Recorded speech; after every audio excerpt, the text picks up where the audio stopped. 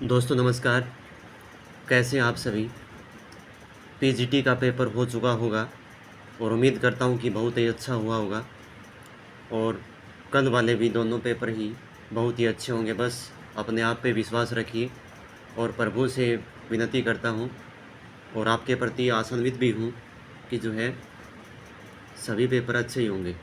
तो एक और क्लास ब्रह्मास्त्र की ये तीसरी क्लास और अंतिम इस स्टेट की लेकर आया हूँ आपके समक्ष। तो मेरे ख्याल से ब्रह्मास्त्र ही उपयोगी होगी ये क्लास। जैसा नाम के अनुसार बहुत कुछ सीखने को मिला होगा क्योंकि पीवाईक्यू से हैं ये सारे प्रश्न।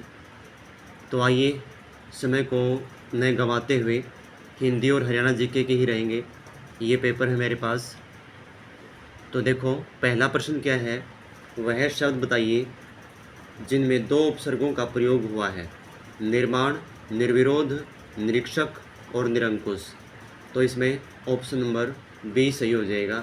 इसमें निर और वी उपसर्ग दो का प्रयोग हुआ है, तो ऑप्शन नंबर बी सही हो जाएगा। नेक्स्ट है, इनमें से जातिवाचक संज्ञा से भाववाचक संज्ञा का सही उदाहरण क्या है।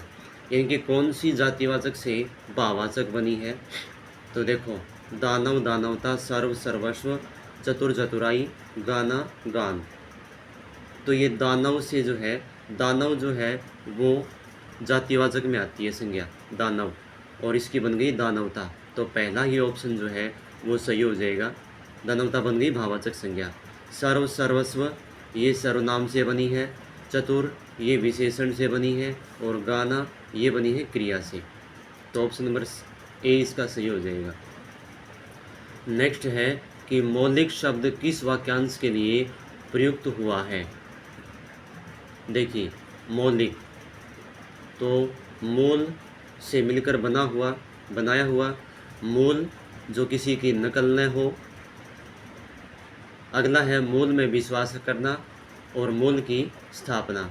तो कौन सा हो जाएगा, इसमें ऑप्शन नंबर बी हो जाएगा, मूल। यानी कि जो किसी की नकल न हो वो मौलिक होता है। नेक्स्ट देखिए क्या है, इसमें आकाश का सही पर्यायवाची क्या है। तो सर, वास्व, व्योम, उत्पल। तो इसका सही हो जाएगा आकाश का व्योम। क्या हो जाएगा, व्योम। आकाश, नभ, गगन, अंबर, आसमान ये सारे किसके हैं, आसमान के हैं। आगे देखो, आसपास शब्द में कौन सा समास है। तो आसपास में द्वंद्व, द्विगु, क्रमधारय, तत्पुरुष। तो इसमें ऑप्शन नंबर ए सही हो जाएगा, द्वंद्व समास है। आगे देखो, इनमें से पुल्लिंग कौन सा है। तो कौन सा है पुल्लिंग, शिक्षा, अच्छी, बहस और अभिमान। तो इसमें ऑप्शन नंबर डी हो जाएगा, अभिमान। मैंने बताया था, कई बार बताया है कि जिससे पूछ रखा हो का लिंग पूछ रखा हो उसको जो है वाक्य में ढाल के देख लो, वाक्य बना के देख लो कि जैसे उसका अभिमान सातवें आसमान पे है, उसकी अभिमान थोड़ी ना बोलेंगे। तो ऑप्शन नंबर डी हो जाएगा इसमें। इनमें कौन सा युग्म सही विकल्प है। तो देखो गो, गोए, ग्रह, ग्रहें, स्कूल, स्कूलें और अनेक, अनेकों। तो इसका ऑप्शन नंबर ए सही हो जाएगा, गो, गोए। ठीक है ना, स्कूल, स्कूलें नहीं होगा, ग्रह का भी ग्रह नहीं होगा, अनेक अपने आप में अनेक एक बहुवचन है। ठीक है ना, तो ऑप्शन नंबर क्या हो जाएगा, ए हो जाएगा इसका। अध्यापक कक्षा में पढ़ा रहा होगा कौन सा काल है। तो ये कौन सा हो जाएगा, सामान्य भविष्यत काल, संभाव्य भविष्यत काल, सामान्य भूतकाल और आसन भूत। तो पढ़ा रहा होगा तो ये संभाव्य भविष्यत काल हो जाएगा, ऑप्शन नंबर बी। प्रणाली शब्द का सही अर्थ क्या है। तो क्या है प्रणाली का सही अर्थ क्या होगा, परंपरा, राय, पद्धति और विधान। तो इसमें पद्धति हो जाएगा इसका, option number C. Next question देखो क्या है, वह कितना सुंदर दृश्य है वाक्य का प्रकार है। किस प्रकार का वाक्य है। तो संदेहवाचक, विस्मय, विस्मयादिबोधक, संकेतार्थक, प्रश्नवाचक, तो इसमें ऑप्शन नंबर बी हो जाएगा। यहाँ पे एक आश्चर्य जो है प्रकट किया गया है, किसी की सुंदरता के बारे में दृश्य को देखकर हैरानी हुई है, तो विस्मयादिबोधक हो जाएगा ऑप्शन नंबर बी। फल को खूब पका होना चाहिए, वाक्य में अशुद्धि है, तो कौन सी है? फल को, ये इसका शुद्ध हो जाएगा, फल खूब पका होना चाहिए, तो को आने की ज़रूरत यहाँ नहीं थी इसमें, तो ये कारक संबंधी अशुद्धि है, ऑप्शन नंबर सी सही हो जाएगा इसका। मुहावरे का सही अर्थ बताइए। राम तो अपनी अकल का दुश्मन है, उसकी मेहनत पर पानी गिर गया, वह अपनी माँ की आँख का चांद है, तेरी शरारत से मेरी नाक में दम आ गया, तो इसमें कौन सा हो जाएगा? ऑप्शन नंबर ए सही हो जाएगा इसमें। राम तो अपनी अकल का दुश्मन है, अकल का दुश्मन क्या होता है? बहुत मूर्ख। दूसरा आता उसकी मेहनत पर पानी फिर गया, गिर गया नहीं। तीसरा सही होता वह अपनी माँ की आँख का तारा है, चांद नहीं होता। और इसमें आ जाता डी में, तेरी शरारत से मेरी नाक में दम आ गया, सांस में नहीं, तो ऑप्शन नंबर ए सही हो जाएगा इसका। नेक्स्ट देखो क्या है। संयोजक से जुड़े हुए एक से अधिक साधारण वाक्यों से बनने वाला घटक कहलाता है, क्या कहलाता है? तो ये आप सभी को पता है, संयुक्त वाक्य कहलाएगा ये, ऑप्शन नंबर बी। अंधे के हाथ बटेर लगना, तो क्या हो जाएगा इसका? अयोग्य प्रशासन, अल्पज्ञ अपने ज्ञान पर अधिक रहता है, बुद्धिहीन किंतु संपन्न, और बिना परिश्रम के अयोग्य व्यक्ति को सुफल की प्राप्ति। ठीक है ना, ऑप्शन नंबर डी सही हो जाएगा। बिना कुछ के ही सफलता हाथ लगना, ये होती है अंधे के हाथ बटेर लगना। आगे देखो, आगे है शरीर यात्रा के लिए जितना आवश्यक हो उससे अधिक पैसा, अन्न आदि का न लेना। इस अर्थ को व्यक्त करने वाला शब्द है, तो कौन सा है? इसमें अपरिचित, प्रजातांत्रिक, अपरिपक्व, अपरिग्रह, तो इसमें ऑप्शन नंबर डी सही हो जाएगा, अपरिग्रह। नेक्स्ट देखिए, सत्याग्रह में कौन सी संधि है? तो व्यंजन संधि, दीर्घ, यण और विसर्ग, तो इसमें कौन सी हो जाएगी? सत्याग्रह में दीर्घ संधि हो जाएगी इसमें, ऑप्शन नंबर बी। अंग्रेजों का मुकाबला किया में काल कौन सा है? आसन भूतकाल, संभाव्य वर्तमान काल, सामान्य भविष्यकाल और सामान्य भूतकाल, तो इसमें हो जाएगा ऑप्शन नंबर डी, सामान्य भूतकाल।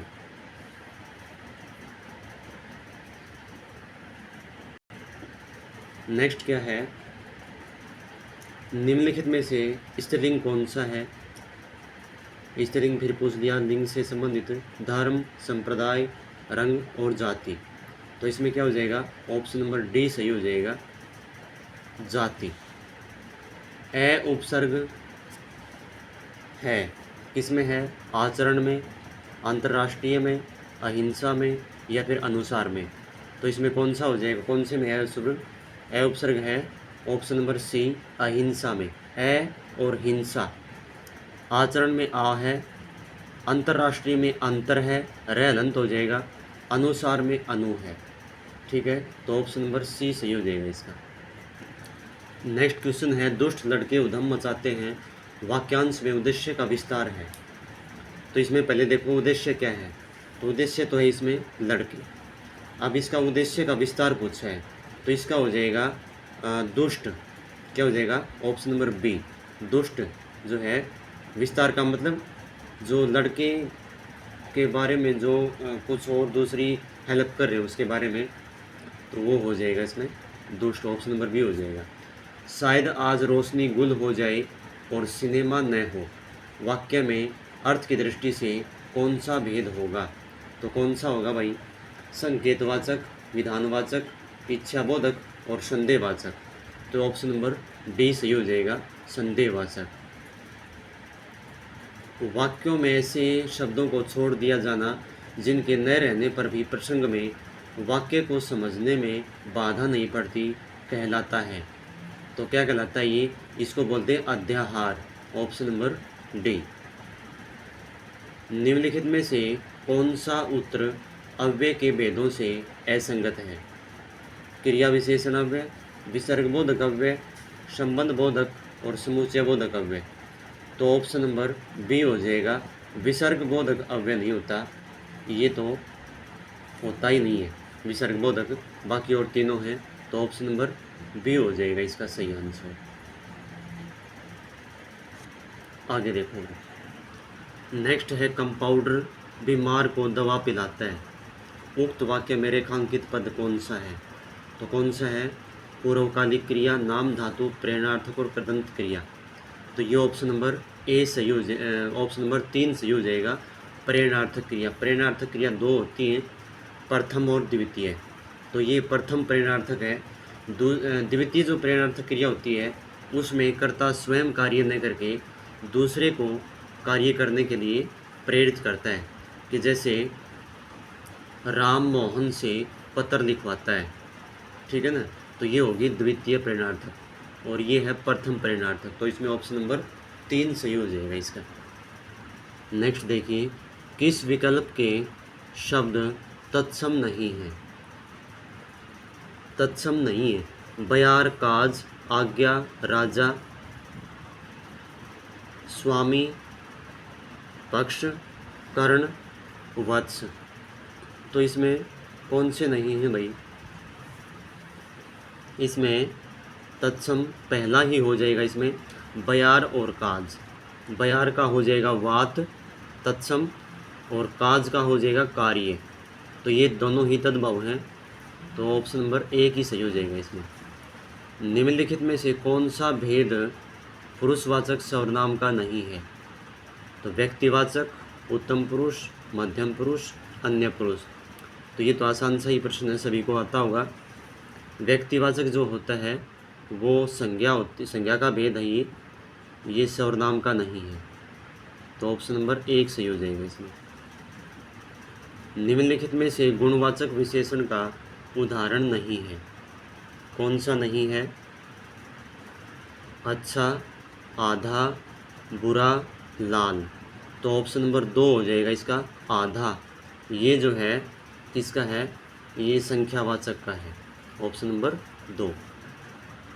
नेक्स्ट क्वेश्चन देखो, सॉरी संख्यावाचक का नहीं है भाई आधा, ये परिमाणवाचक का आएगा। आगे देखो, निम्नलिखित में से कौन सा व्यंजन संधि का उदाहरण है? तो कौन सा है? वागीश, देवीच्छा, कपीस, विधुदय।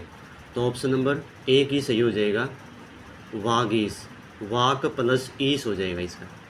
बाकी देव प्लस इच्छा ये स्वर संधि का है, कपीस भी स्वर संधि का है, विधुदय भी क्या है? विधु प्लस उदय स्वर संधि का है। ऑप्शन नंबर 1 सही हो जाएगा इसका।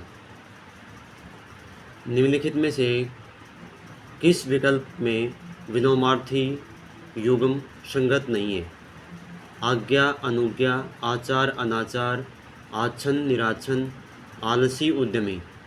तो इसमें भी पहला ही ऑप्शन सही है, ये संगत नहीं है। आज्ञा का अवज्ञा होता है, अनुज्ञा नहीं होता। ऑप्शन नंबर 1 सही हो जाएगा। दूसरे के काम में दखल करना वाक्यांश के लिए उचित एकल शब्द चुनिए।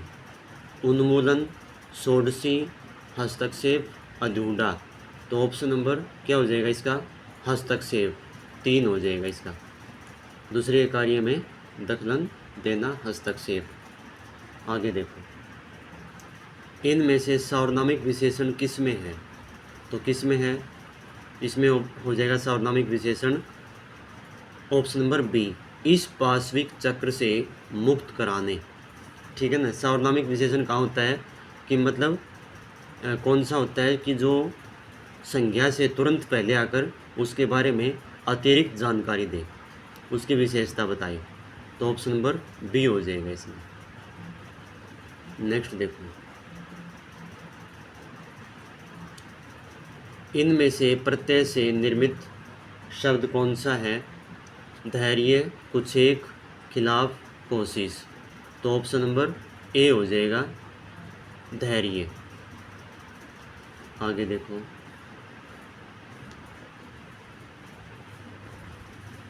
इनमें से कौन सा शब्द संधि का उदाहरण नहीं है? संसार, अत्यंत, सदाचार, सामाजिक। तो ऑप्शन नंबर डी हो जाएगा इसमें, ये संधि का उदाहरण नहीं है। ये इसमें समाज प्लस एक प्रत्यय लग जाएगा, सामाजिक। सम प्लस सार संसार हो जाएगा इसका। अत्यंत का हो जाएगा अति प्लस अंत। सदाचार का हो जाएगा सत प्लस आचार, सद प्लस आचार। अस्वाभाविक शब्द में इनमें से क्या है? तो उपसर्ग और प्रत्यय, ऑप्शन नंबर सी हो जाएगा। ए तो हो जाएगा उपसर्ग, और स्वभाव इसमें मूल शब्द है, और इक हो जाएगा प्रत्यय। तो ऑप्शन नंबर सी सही हो जाएगा। इनमें से किसमें विशेषण का प्रयोग नहीं हुआ है? तो लाखों लोगों के लिए, आर्थिक विषमता, अहिंसा की भावना, एक प्रेरणा। तो इसमें हो जाएगा विशेषण का प्रयोग नहीं हुआ है पूछा है, तो इसमें ऑप्शन नंबर सी हो जाएगा, अहिंसा की भावना। ठीक है ना, ऑप्शन नंबर सी। आगे देखो भाई, इनमें से कौन सा शब्द स्त्रीलिंग नहीं है? लिपि, पढ़ाई, समझ, संघर्ष। तो लिपि, पढ़ाई और समझ ये तीनों स्त्रीलिंग हैं। जो संघर्ष है ऑप्शन नंबर डी, ये है पुल्लिंग। कि कैसे कि उसका संघर्ष एक दिन फलदायी होगा। ठीक है ना, संघर्ष ऑप्शन नंबर डी हो जाएगा इसमें। इनमें से कौन सा शब्द कारक प्रसर्ग के साथ प्रयुक्त होने पर ही बहुवचन में रूप बदलता है? कौन सा? कारक प्रसर्ग होते ही, जैसे पुस्तक, पुस्तकें। ठीक है ना, पुस्तक का वैसे क्या हो जाएगा? पुस्तकें हो जाएगा, ऑप्शन नंबर बी। वैसे ये गलत है प्रश्न, इसमें दोनों ही आ जाएंगे। इसमें बालक भी सही है, इसमें बालकों। ठीक है ना, ये आना चाहिए था। वैसे बालक और पुस्तक दोनों ही हो जाएगा इसमें। आगे देखो, तुमने पढ़ाई की होती तो ऐसे दिन नहीं देखने पड़ते, यह किस प्रकार का वाक्य है?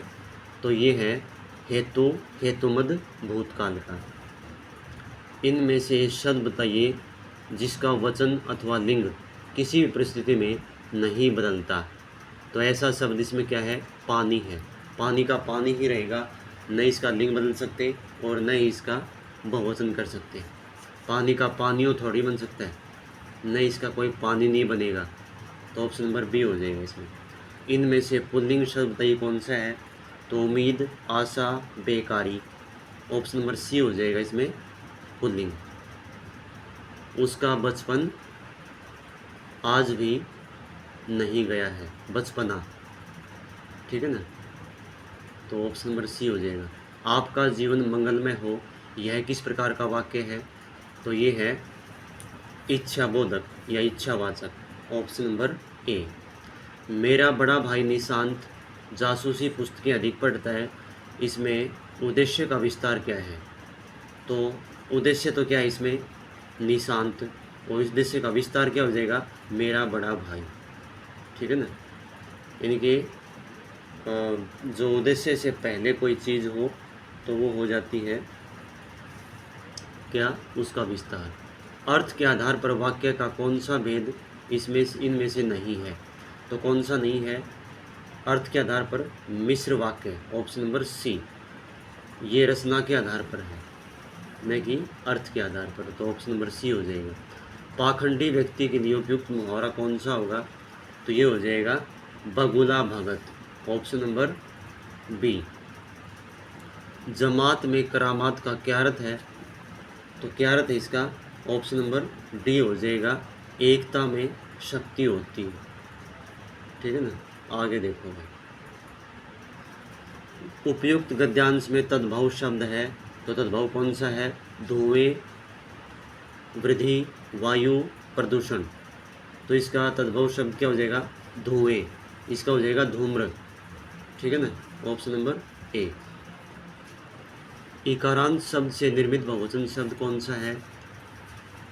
इकारांत, जिसके आखिर में जो शब्द की ई से बड़ी ई हो, तो ये ऑप्शन नंबर कौन सा हो जाएगा? बी सही हो जाएगा।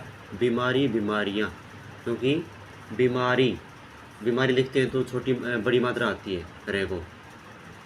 आगे देखिए, क्रिया विशेषण है, कौन सा है क्रिया विशेषण? तेजी से होने वाली वृद्धि, फेफड़ों की बीमारियां, शहरों की ओर पलायन, निरंतर काटा जा रहा है। तो निरंतर काटा जा रहा है, ऑप्शन नंबर डी इसमें क्या है? क्रिया विशेषण, जो क्रिया की विशेषता बताता हो। आगे देखो भाई, निम्नलिखित में से सार्वनामिक विशेषण है, तो सार्वनामिक विशेषण इसमें हो जाएगा कौन सा? इन कारखानों। ठीक है ना, मैंने बताया था कि जो विशेषण जो सर्वनाम संज्ञा से तुरंत पहले आकर उसकी विशेषता बताई। कौन सा अपूर्ण वर्तमान प्रयोग है? कौन से में? तो इसमें अपूर्ण, जो अभी पूरा नहीं हुआ हो, तो ऑप्शन नंबर बी हो जाएगा। इसमें वनों को भी निरंतर काटा जा रहा है। ठीक है ना, निरंतर काटा जा रहा है, रहे हैं, रही हो, ये जिसके आखिर में हो तो वो होता है अपूर्ण वर्तमान। नेक्स्ट क्वेश्चन देखो क्या है। सेठ ने नौकर को पैसे दिए वाक्य है, द्विकर्मक, कर्तरीपूर्वक, कर्मपूरक, अकर्मक। तो इसका हो जाएगा द्विकर्मक। दो कर्म जिस वाक्य में हो तो वो कहलाता है द्विकर्मक। तो इसमें दो कर्म कौन से हो गए? एक तो हो गया नौकर और एक हो गया पैसे। ठीक है ना, तो ऑप्शन नंबर ए सही हो जाएगा। घाट घाट का पानी पीना मुहावरे का अर्थ क्या है? तो इसका क्या हो जाएगा? इसका हो जाएगा ऑप्शन नंबर डी, देश विदेश का व्यापक अनुभव होना। मैं उस लड़की से मिला था जिसकी किताब खो गई थी, यह वाक्य है। तो कैसा सरल वाक्य? मिश्र, संयुक्त या कर्तरीवाचक? तो ये ऑप्शन नंबर बी हो जाएगा, मिश्र वाक्य। शेर की तरह दहाड़ने वाले आप भीगी बिल्ली कैसे बन गई? रेखांकित पदबंध है, तो शेर की तरह दहाड़ने वाले आप, तो आप जो है वो शीर्ष बिंदु पे है, तो ये है सर्वनाम, सर्वनाम पदबंध, ऑप्शन नंबर बी। अपराधी ने सारी बातें साफ साफ कह दी, वाक्य में साफ साफ क्या है? तो क्या है साफ साफ? इसमें ऑप्शन नंबर ये हो जाएगा, साफ साफ कह दी, क्रिया विशेषण, ऑप्शन नंबर सी। अब देखो साथियों, हरियाणा जीके के जो कथन है इम्पोर्टेंट, देखो 1192 ईस्वी में तराइन का दूसरा युद्ध मोहम्मद गौरी और पृथ्वीराज चौहान के बीच हुआ। इस युद्ध को मोहम्मद गौरी जीत लेता है। राजा जयचंद ने तराइन के पहले युद्ध में पृथ्वीराज चौहान का साथ दिया और तराइन के दूसरे युद्ध में मोहम्मद गौरी का साथ दिया। यह गढ़वाल वंश का राजा था।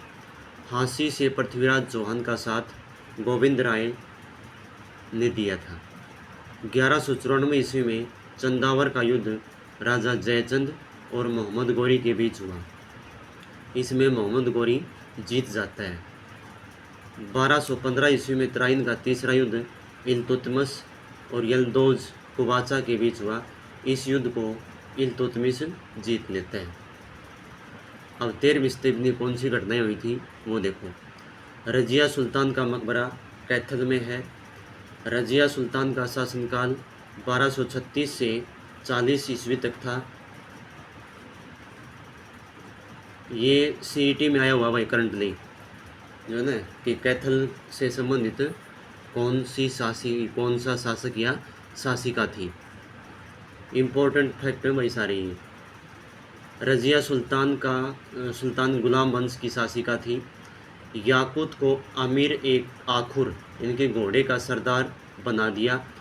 अल्तुनिया को बठिंडा का सूबेदार बना दिया। रजिया सुल्तान का भाई बहराम शाह था। बलबन ने 1265 ईस्वी में मेवात पर आक्रमण किया था। यह मेवातियों को हराने के लिए आया था। बलबन के बेटे मोहम्मद को मेवातियों ने मार दिया। बलबन 1266 में राजा बना था। बलबन ने ब्लड एंड आयरन यानी लौह एवं रक्त की नीति अपनाई थी। इम्पोर्टेंट फैक्ट है भाई। बलबन ने गोपालगिरी का किला बनवाया, यह गुरुग्राम में है। फिरोज शाह तुगलक 1351 से 1388 तक राजा रहा। फिरोज शाह तुगलक ने 1351 ईस्वी में फतेहाबाद और 1354 ईस्वी में हिसार को बसाया था। ये भी सीईटी में आया हुआ है कि हिसार की स्थापना किसने की थी। फिरोज शाह तुगलक के बेटे का नाम फतेह खान था। हिसार का फारसी भाषा में अर्थ है दुर्ग या किला। फिरोज शाह ने हिसार में गुजरी महल का निर्माण करवाया। किसी समय दिल्ली सल्तनत की सबसे सुंदर इमारत थी। लाट की मस्जिद 40 हाफिजा का मकबरा हिसार में है। फिरोज शाह तुगलक ने सिरसा में हरनी खेड़ा बसाया था। गोहाना विद्रोह फिरोज शाह तुगलक के समय हुआ था। फिरोज शाह के पिता का नाम रजब था, इसकी माँ हिंदू थी। फिरोज शाह तुगलक को नहर निर्माता और नगर निर्माता कहा गया है। 1398 ईस्वी में हरियाणा पर आक्रमण तैमूर लंग ने किया था। इसने सिरसा, फतेहाबाद, हिसार पर आक्रमण किया था। दिल्ली में इसने भयंकर मारकाट की थी। तैमूर लंग का सेनापति खिजर खां था। खिजर खां का मकबरा सोनीपत में है। सीईटी में पूछा गया भाई हाल ही में ही। देखो कितने परसेंट जो है ना पूछे गए हैं। खिजर खां ने सैयद वंश की स्थापना की थी। यह 1414 से 1451 तक रहा। यह वंश शिया का अनुयायी था। अब 16वीं शताब्दी में कौन सी घटनाएं हुई। बाबर और इब्राहिम लोदी के बीच पानीपत का पहला युद्ध हुआ 1526 में। इस युद्ध को बाबर ने जीत लिया। बाबर के दो तोपची अली और मुस्तफ़ा थे। इसने युद्ध में तोपों का प्रयोग किया। युद्ध स्थल पर मारा जाने वाला पहला राजा इब्राहिम लोदी था। काबुली बाग का मस्जिद का निर्माण बाबर ने करवाया था। इब्राहिम लोदी का मकबरा पानीपत में है। शेख बू अली शाह कलंदर की दरगाह और हाली की दरगाह पानीपत में है। हसन खां मेवाती और मोहन सिंह मढ़ार ये कैथल ये दोनों हरियाणा के में बाबर से टकराए थे। तावड़ो रियासत ने 1857 में अंग्रेज़ों का साथ दिया था। 1556 ईस्वी में पानीपत का दूसरा युद्ध हुआ। यह अकबर और हेमू के बीच हुआ था। इस युद्ध को अकबर जीत लेता है। अकबर का नेतृत्व बैरम खां ने किया था। हेमू रेवाड़ी का शासक था। 14 फरवरी 1556 में कलानौर में अकबर का राज्याभिषेक किया था। अकबर का जन्म 1542 ईस्वी में अमरकोट में हुआ था। दिल्ली की गद्दी पर बैठने वाला अंतिम हिंदू शासक हेमराम था। हेमराज है वैसे ये। हेमू का मकबरा पानीपत में है। सूरदास अकबर का समकालीन था। सूरदास की रचना सूरसागर थी। सूरदास का संबंध सिही गांव फरीदाबाद से है, जो दिल्ली के निकट है। सूरदास के गुरु वल्लभाचार्य और हरिदास जी थे। 1761 ईस्वी में पानीपत का तीसरा युद्ध हुआ था। 1739 ईस्वी में करनाल का युद्ध हुआ। यह मोहम्मद शाह रंगीला और नादिर शाह के बीच हुआ। नादिर शाह को ईरान का नेपोलियन भी कहा जाता है। भारत का नेपोलियन समुद्रगुप्त को कहा जाता है। नेपोलियन बोनापार्ट 1804 ईस्वी में फ्रांस का राजा बना था। इसके जीवन का अंतिम युद्ध 1815 में वाटरलू का युद्ध था। मयूर सिंहासन का दूसरा नाम तख्ते ए ताउस था। पानीपत का तीसरा युद्ध 1761 ईस्वी में अहमद शाह अब्दाली और मराठों के बीच हुआ था। इसमें मराठों का नेतृत्व भावों ने किया था। इस युद्ध के बाद मराठा शक्ति का पतन हो गया। यह युद्ध काला अम्ब नामक स्थान पर लड़ा गया। पानीपत के तीसरे युद्ध के बाद देवी तालाब शिव मंदिर का निर्माण हुआ। यह पानीपत में है। 1756-57 में हरियाणा मराठों के कब्जे में था। इन्होंने 1803 ईस्वी में अंग्रेज़ों को बेच दिया। सुरजी अंजन गांव की संधि के तहत इम्पोर्टेंट फैक्ट है भाई, सीईटी में आया हुआ था अभी करंट में। देखो 2 पेज में 4 प्रश्न आ चुके हैं, तो कितने इम्पोर्टेंट प्रश्न हैं। 1809 से 10 ईस्वी में हरियाणा पूरी तरह अंग्रेज़ों के अधीन हो गया था। जॉर्ज थॉमस ने 1797-98 में अपनी राजधानी झांसी को बनाया था। झांसी में आसिरगढ़ का किला है। यह 12वीं शताब्दी में पृथ्वीराज चौहान ने बनवाया था। तो दोस्तों ये थी आज की क्लास। एक बार फिर से आपको ढेर सारी शुभकामनाएं आपके एग्ज़ाम हेतु, और अपने आप पे विश्वास रखना, सब अच्छा ही होगा। धन्यवाद। जय हिंद, जय भारत।